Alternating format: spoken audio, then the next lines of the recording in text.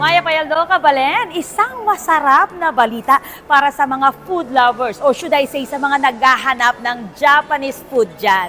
Binuksan na ng Makimura ang kanilang pinakabagong branch dito sa Harbor Point, Subic.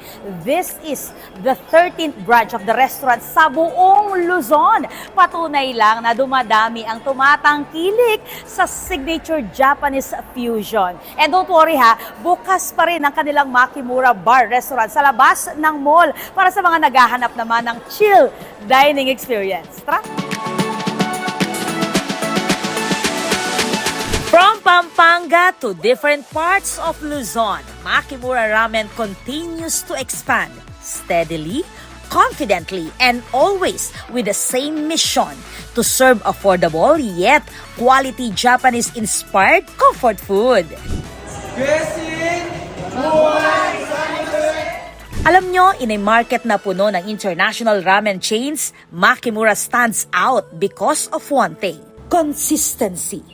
One of the reasons kaya tinatangkilik at binabalik-balikan ang Makimura Ramen, it's because of its consistency.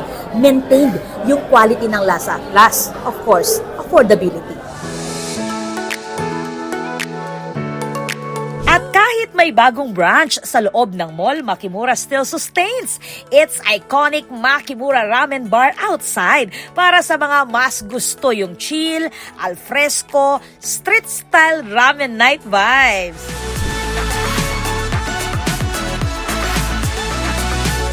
Pero ito talaga ang nakakabilib. Despite tumataas ang presyo ng bilihin, Makimura keeps its ramen affordable. Hindi nila tinitrade off ang quality. Kung ano ang minahal ng parokyano, yun pa rin ang ibinabalik nila. Taste, value, experience. Actually, this is quite of a challenge, no? Quality and consistency, number one, na dapat kinikip natin. Aside from the promise to keep it affordable, we want to make sure that we keep it quality and consistent. Makimura's story isn't just about expansion. It's about community, passion, and a brand that listens. Our customers' feedback is very important. Without our customers, hindi rin namin malalaman where we are missing. So we do value and appreciate your feedback.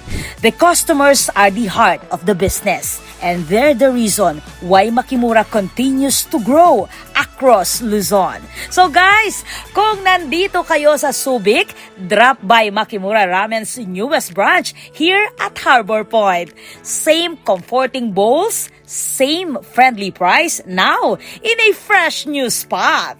This is Patricia Mamangon on the spot.